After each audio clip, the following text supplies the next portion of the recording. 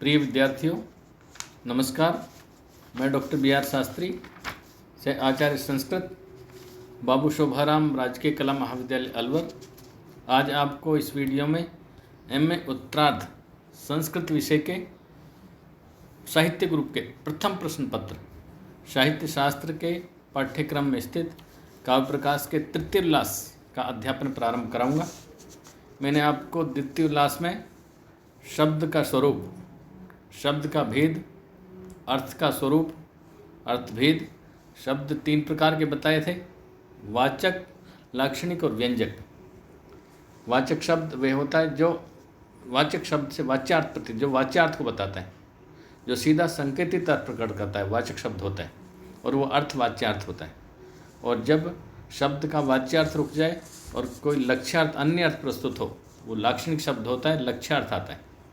इस तरह और व्यंग्यार्थ शब्द, जब शब्द का वाचक अर्थ भी रुक जाए, रुकावट हो, तर्कसंगत नहीं लगे, और लाक्षणिक भी तर्कसंगत नहीं लगे, तब कोई अन्य अर्थ आता, व्यंग्यार्थ होता है। ये शब्दों में था, शाब्दिक व्यंजना का था।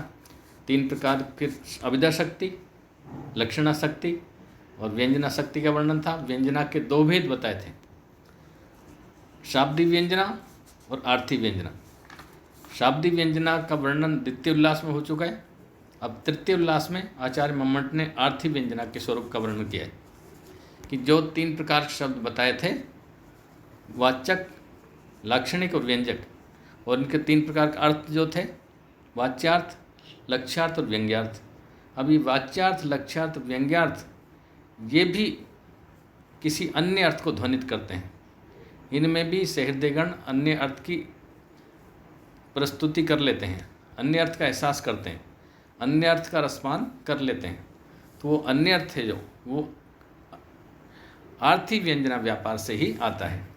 जो अन्य अर्थ जो उनको महसूस हुआ, प्रतीत हुआ, प्रकट हुआ, एक विलक्षण अर्थ जो आया, वो आर्थी व्यंजना से आता है।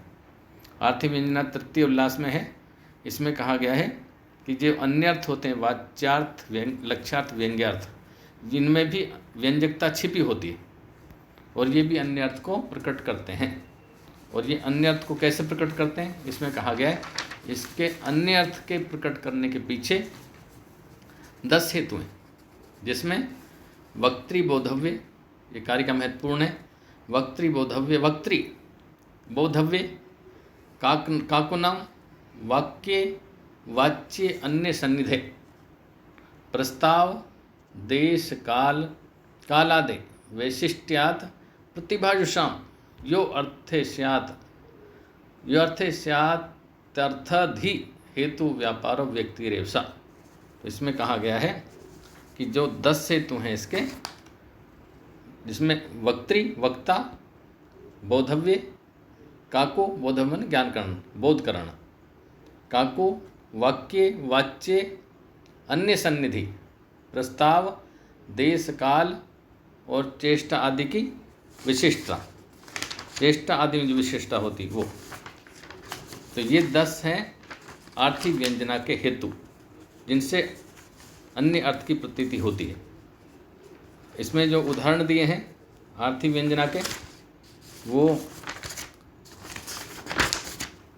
जो पहला था वक्त्री विशिष्ट, कि वक्त्री वैशिष्ट, वक्ता विशिष्टता से जो बात कहता है, उसमें किस तरह से अन्य अर्थ की प्रतीति होती है, किस तरह अन्य अर्थ ध्वनित होता है, वो पहला उदाहरण दिया है। अति पृथुलम जल कुंभम गृहीत्वा समागतास्मि सखी त्वरितम। पहला उदाहरण है वक्त्री, मतलब बोलने की विशिष्टता।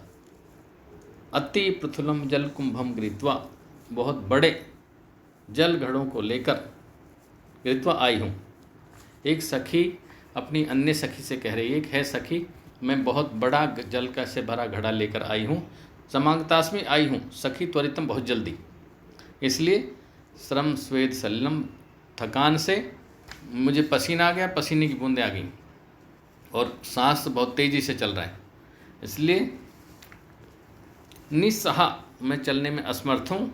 विश्राम्यामि क्षणम, है सखी, मैं क्षण भर विश्राम करूँगी। मैं चलने में असमर्थ हूँ, क्षण भर विश्राम करूँगी। अब यहाँ उसकी कहने की विशिष्टता से एक अन्य अर्थ प्रकट होता है जो से हृदय ग्रहण करते हैं। उसमें यह है कि ये नायिका अपने नायक के साथ जो रति क्रीड़ा करके आई, काम क्रीड़ा करके आई, उसको छिपा रही है, काम क्रीड़ा को छुपा रही है और वो बताना नहीं चाह रही, लेकिन उसकी कहने की तरीके से, कहने की विशिष्टता से, वक्तृ वैशिष्ट्य से जो सहृदय गण है वो इस अन्य अर्थ को महसूस कर लेते हैं।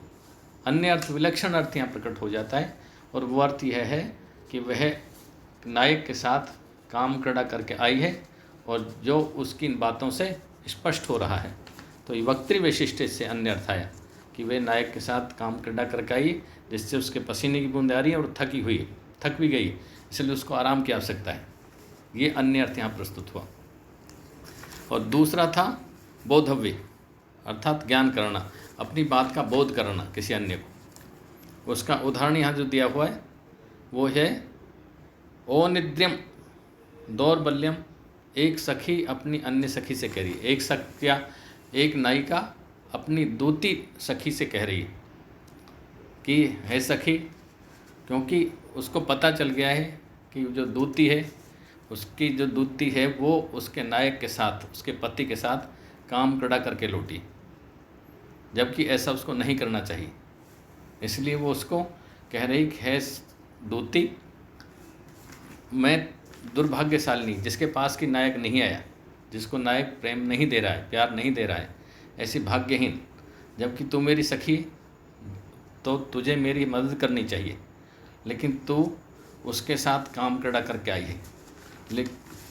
तो इस तरह इस बात का ज्ञान कराने के लिए वो कह रही है कि ओनिद्र्यम दौर्बल्यम चिंता लसत्वम स निश्वसितम मम मंद भगिन्या कृते सखी त्वमपि यह परिभवती, कि है सखी मुझ मंद भाग्यशाली के लिए, मुझ भाग्यहीन के लिए, मम मंद भागिन्य, मुझ भागिन के लिए, कृत्य मन के लिए है सखी, त्वमपि, तुम भी, यह मन कष्ट की बात है, परिभवती, कष्ट को सहन कर रही, क्योंकि ओनिद्यम नींद से, दौर्बल्यम दुर्बल हो गई, नींद से परेशान हो रही, चिंता लसत्वम चिंता से बहुत ही कमज़ोर हो गई, बहुत दुखी हो रही, सैन्यसितम लंबे लंबे सांस ले रही, तुम्हारी नींद उचट रही, दुर्बल हो गई और आलस्य आ रहा है तुम्हें, तो तुम भी बहुत परेशान हो रही हो। जबकि अब इसमें, इस अर्थ में जो अन्य अर्थ की प्रतीति हो रही है, अन्य अर्थ जो ध्वनित हो रहा है वो यह हो रहा है कि है दुष्टा